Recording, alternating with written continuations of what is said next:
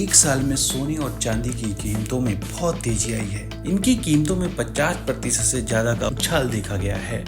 ये सब दुनिया भर में फैली वित्तीय अस्थिरता के बीच हुआ है। इस उछाल ने एक बार फिर कीमती धातुओं को असुरक्षित निवेश के तौर पे दिखाया है। इसने वित्त जगत के दो बड़े नामों रिच एंड पुअर डैड के लेखक रॉबर्ट कियोसाकी और बर्कशायर हाथवे के सीईओ वॉरेन बफे के बीच पुरानी बहस को फिर से छेड़ दिया है। बफे ने पहले सोने को गैर उत्पादित संपत्ति कहकर खारिज कर दिया था।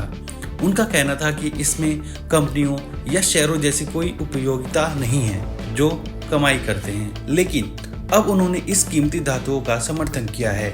इससे मार्केट में कई लोग चौंक गए हैं। कियोसाकी ने हमेशा से ही कीमती धातु और क्रिप्टो करेंसी के समर्थक में रहे हैं। उन्होंने बफे के इस बदले हुए रुख पर सवाल उठाए हैं। कियोसाकी का मानना है कि बफे का यह बदलाव शेयर और बॉन्ड बाजारों में आने वाली बड़ी गिरावटों का संकेत है। ये सब कमजोर डॉलर, धीमी ग्लोबल ग्रोथ के डर और भू राजनीतिक जोखिमों के कारण हो रहा है। इससे निवेशक सुरक्षित ठिकानों की तलाश में हैं। वॉरेन बफे ने पहले सोने को हमेशा बेकार बताया था। सन 1998 में उन्होंने इससे एक ऐसी संपत्ति कहा था जो सिर्फ रखने के काम आती है, जिसका कोई इस्तेमाल नहीं होता। उन्होंने एक बार मजाक में कहा था कि सोना जमीन से खोद कर निकाला जाता है, फिर से जमीन में ही दफन कर दिया जाता है। लेकिन उनका अब रुख बदल गया है। उन्होंने सोने की सुरक्षित निवेश के रूप में भूमिका को स्वीकार किया है। इसे आज की स्थिर आर्थिक स्थितियों के प्रतिक्रिया के तौर पर देखा जा रहा है। बफे के रुख में यह बदलाव बहुत कुछ कहता है।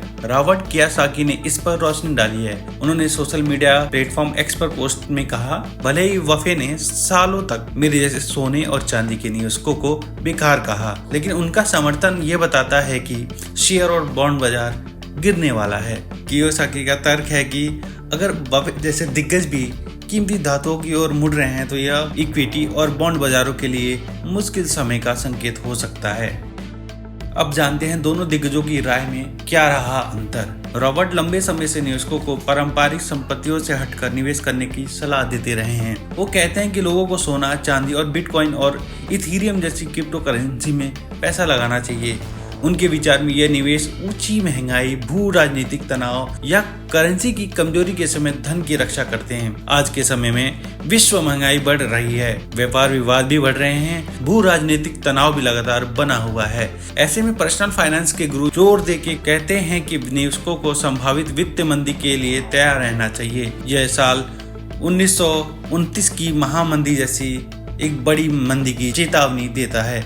उन्होंने बार बार कहा है, जब कागजी संपत्ति गिरती है तो कीमती धातु और क्रिप्टो सबसे सुरक्षित दाव होते हैं। सोने और चांदी की कीमतों में इतनी तेजी के कई कारण आई हैं। डॉलर का कमजोर होना एक बड़ा कारण है। वैश्विक विकास में मंदी का डर भी है। इसके अलावा लगातार भू राजनीतिक जोखिम भी इसकी वजह है। इन सभी बातों ने सुरक्षित संपत्तियों की मांग बढ़ा दी है। कीमती धातुओं को केंद्रीय बैंकों की नीतियों और बढ़ते सरकारी कर्ज के स्तरों को लेकर चिंताओं से भी फायदा मिल रहा है। कियोसाकी के अनुसार ये माहौल उनके पुराने रुख को सही साबित करता है। उनका मानना है कि शेयर और बॉन्ड जैसे पारंपरिक निवेशक कमजोर हैं। वह मानते हैं कि जो निवेशक पहले से ही सोना, चांदी और क्रिप्टो में निवेश करके तैयारी कर रहे हैं, वे इस संकट से बेहतर तरीके से निपटेंगे। वॉरेन बफे हमेशा मजबूत बुनियादी सिद्धांतों वाली कंपनियों को प्राथमिकता देते रहे हैं। वहीं रॉबर्ट कियोसाकी ने हमेशा वैकल्पिक मूल्य भंडार पर जोर दिया है। उनके निवेश दर्शन में अक्सर बहुत बड़ा अंतर रहा है। फिलहाल कियोसाकी बफे के इस कदम को अपनी चेतावनियों की पुष्टि मानते हैं। चाहे कोई बड़ी मंदी आए या ना आए, सोना और चांदी में मौजूद तेजी यह दिखाती है कि दुनिया भर के निवेशक पारंपरिक बाजार के बाहर सुरक्षा तलाश रहे हैं।